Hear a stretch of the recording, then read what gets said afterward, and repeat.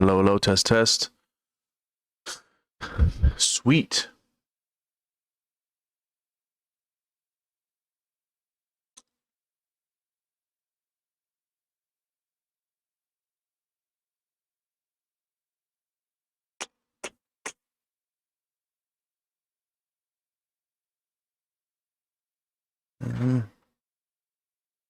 Okay, solid.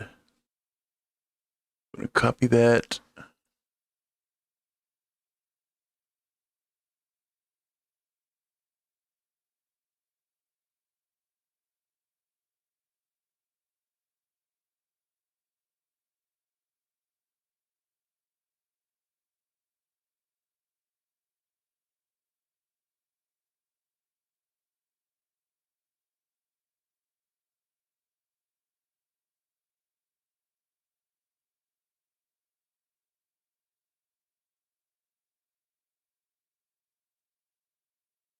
Okay. So let's go straight into the critique.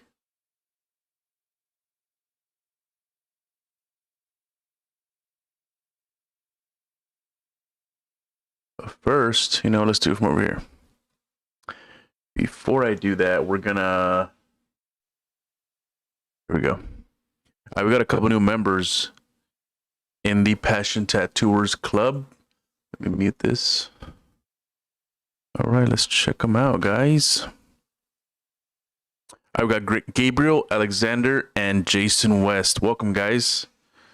Welcome to this fresh new group. Just made a couple months ago, to help raise the bar of tattooing, and not just that, but helping.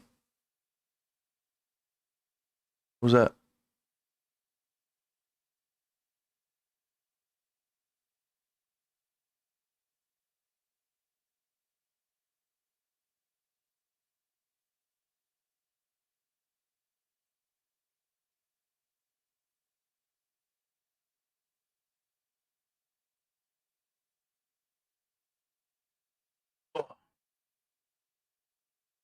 Okay. All right. So yeah, the group's for improving tattooing and also helping tattooers find other ways of making money, whether it be with their own artwork or other ways. So let's welcome Gabriel and Jason.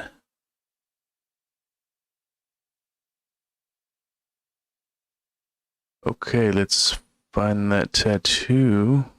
Where's it at?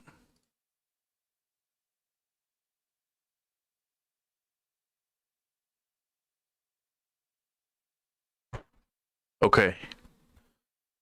So I did this one last week on a client that this is actually his first sleeve. I did his first tattoo a couple months ago.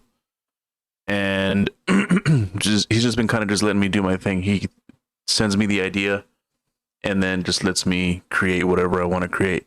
So with this one right here, he just sent me a picture of a girl with the wolf headdress holding a skull. And I put this design together because I wanted to switch it up. I didn't want to copy the one that he sent me. I wanted to make it more unique. So I'm just gonna break down basically what I used. I used dynamic black for my straight blacks, and then I used either Talons for my gray wash or Silverback 13, which I just started using because I used to use the Silverback 11, but they don't make that one anymore for whatever reason. What is going on here? So they stopped making that one, so now I'm using the 13 to use for my gray wash. This might have been a combination of the three. The reason I like Talons is because it's very fine, so it's easier to do light buildups or light tones. And this one, I think I use the Talons. Can you see the mouse? Yeah, around this like smoky energy element that I put in the tattoo. Same thing with like this part of the wolf's face. And All right, so needle groupings basically was a 7 round liner. I think I may have had a 3 round liner out, but I didn't use it much. For the most part, for like the fur and her hair, I used the 7 round liner. And then for my larger shading areas, I used a 9 curve mag, regular bug pin. I mean, not bug pin, sorry, regular needle gauge. And then a 17 curve mag, and then a 27 curve mag for my larger areas. But because there wasn't a lot of large areas or large chunks of one tone or shading, I didn't use it really. Maybe just to kind of like put something in a shadow, but for the most part, I didn't. I would like to do another pass on this because I do see some discrepancies, especially like in the little smoke right here. I could sharpen this edge of it. I could tuck this smoke right here further back. So just by adding like a, let's say like my mid-tone and just kind of brushing over this.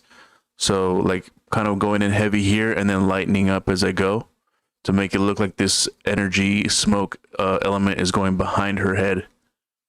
And same thing with the shadows on her face that are being made from the wolf headdress. I would darken this up just a little bit. I don't want to lose her eyes completely, but I definitely want it to look more dramatic. I kind of feel like I missed the mark on the glow this is supposed to put on her face, and because I didn't have a reference for this, I literally just made a line work stencil for it. I was doing all the shading and everything from my imagination, but for example, right here, the shading under her nose and under her lip and her chin, the chin's not too bad, but right here, the light would be reflecting under her nose, so the shadow would be heavier up here. It doesn't ruin the tattoo, but me being kind of like nitpicking my own shit, I could have done that way better. Yeah, so I do feel like I kind of did a better, what's it called? I pulled it off a little better right here in her hand, because you can see the light glow right here, and then the fingers in the background. I even did a little bit of a light shade to imply the fingers can be seen through that energy. Let's see what else. So it's a little bit tougher right here because this is where his arm creases, so you can see a lot of the like the thicker part of the skin. He's also a bigger guy, and it looked like he lost a lot of weight, so there was a lot of like loose skin in this area. Let's see. The skull too, I feel like I should have darkened the sockets a little bit more. So I'll probably go back in and do that, because we're still going to do the inside of his arm. And I would like to go back into the rest of the arm and just tighten things up, darken up where I need to, and you know, just crisp it up a little bit. So for the eyelashes, I used the 7 round liner. I might have used the 3 as well to like tighten up those tips of them. And then for the most part, so I have about 5 caps out. My straight black, half cap of black, and then depending on the cap size, I can do like a 9 drop to a 12 drop, and then just do halves from there. So if I do a 12 on this cap would be 6, the next cap would be 3 or 2. Depending on what size caps I use. Sometimes I use the bigger ones. I believe they're 19, size 19 or something like that. But there's like 3 standard sizes, the small ones, the medium ones, and the big ones. But they do have bigger ones or like variations in between. But for the bigger ones, I'll do a heavier drop count for my gray washes, like up to like a 15 even. It also depends on the skin. If the skin is very light, I don't have to go too dark on my drops. If the skin is very dark, I do have to go darker on the drops, and sometimes remove some variations. So instead of having 5 different variations, I may just go from black to a mid-tone to a light, if I need the light, you know, just because I'm going to be using a lot more skin, open skin, especially if I'm tattooing someone that's black, or depending on how dark they are. But yeah, so this guy, he was very light skinned. He was definitely Hispanic. And you can kind of see a little bit on down here how light his arm was, and a little bit here. So I could use more variations of black and my gray wash. So for the smoke right here, I used, I want to say like a 7, what was the 9 curved mag, and I kind of just angled it to give me my thinner variations. Some parts are a little bit darker than I wanted to. And you can kind of see like the stippling, which is where the stroke of the machine comes in. So I'm pretty confident in my hand technique, but if I would have adjusted the stroke a little bit more, I would have been able to limit this. But yeah, so besides that, I think just readjusting the shadow on to make the smoke energy element a little bit more dynamic. Cleaning up this side of it. Let me see if I have another picture I can show you guys.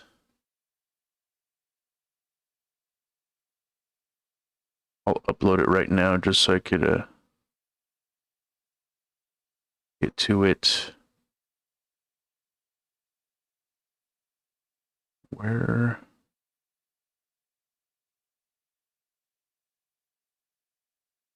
Okay, there we go.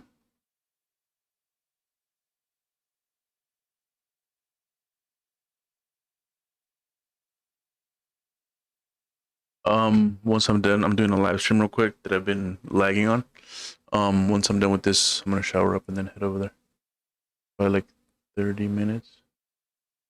Okay.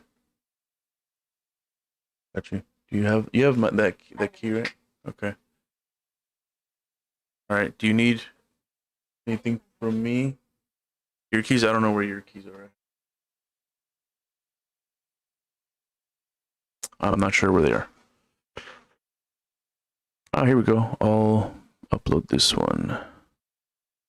You can see the back side of this one. Whoops. Okay, so it should be up. Let's go see. Let's refresh. And my son is asleep right now, so I can't be too loud. All right, here we go. So this is basically the image that I'm supposed to upload to Instagram. I haven't uploaded anything in like a week. I have like 5 or 6 tattoos that I need to post up so people can see. But okay, so this is the backside. You know, you can see we kind of capped it right here, the leaf and the rose petal right here create the top cap. But I left it open by his elbow just because he had a large gap that goes from the inside of his arm to the back. So I want to leave that open for potential ideas and, you know, just see what we can come up with. If we can't come up with anything, then I'll just extend the fur and the hair or whatever else I need to do. Can I zoom into this? Whoa.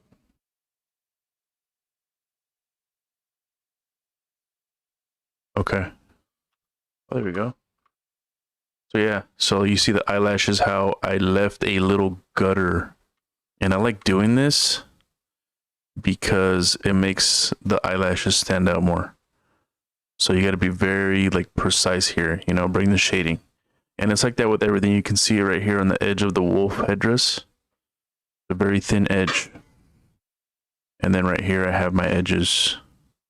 Right here I could tighten it up some more for sure. You know, after a few hours, you know, the clients are hurting, they're kind of moving around, so I kind of just get as much of it done as I can, and then on the second pass I'll tighten it up. It definitely needs some tightening right here. You can see it's not as smooth as it could be. Smooth as it could be right here.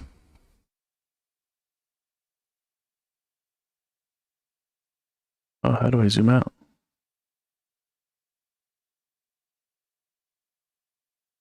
Okay. Yeah. So, and I like doing this too, like not leaving like a exact straight cut on the wrist, you know? So that way, if they do decide to go onto their hand or expand it, they can do that easier because you don't have to try to camouflage or go off of a straight cut of an edge. So, but yeah, this tattoo took me about, I want to say about 6 hours, maybe 7. Could definitely use a few more hours, maybe like 2 hours to just really tighten this up. And then his other tattoos above on his arm could definitely use some more time as well. I don't pride myself in tattooing fast. I think I tattoo efficiently, but at the same time, I'm not trying to finish the tattoo in one session. I would rather it have multiple sessions, so that way I can come back to it with fresh eyes and a little bit more of a drive to really do it. Because at the end of 6 hours, 6, 7 hours, 8 hours, 9 hours, whatever, I'm tired. You know, my mind's not as sharp as it was in the beginning. So that's gonna be it for this critique. Feel free. Oh, there's some little discrepancies up here. I definitely want to go back into this. As you can see, it's kind of swollen right here, so it's kind of hard to really go in and detail it out, which I just kind of blacked out to give the shadow from the petal on the rows above a little bit more dominance in this area. So I definitely want to go back into this, but once I see it healed, I'll be able to have a better idea, because when it's healed, it definitely looks a little different as well. So if you guys see anything you would change, I'm open to critiques. Let me know. If you're on YouTube, let me know. If you're in the Passion Tattooers Club, let me know in the comments on the picture below. And yeah, let me know what you guys think. If there's any changes you would make, or if there's any adjustments, what do you think? I really, I'm not closed-minded to being able to learn from someone who may not have been tattooing as long as I have, because I've learned from people who have just started their tattoo career, so I'm open. But anyways, that's going to be it for today. I will be doing another one. I have a few more tattoos. I guess I could do one more frequently.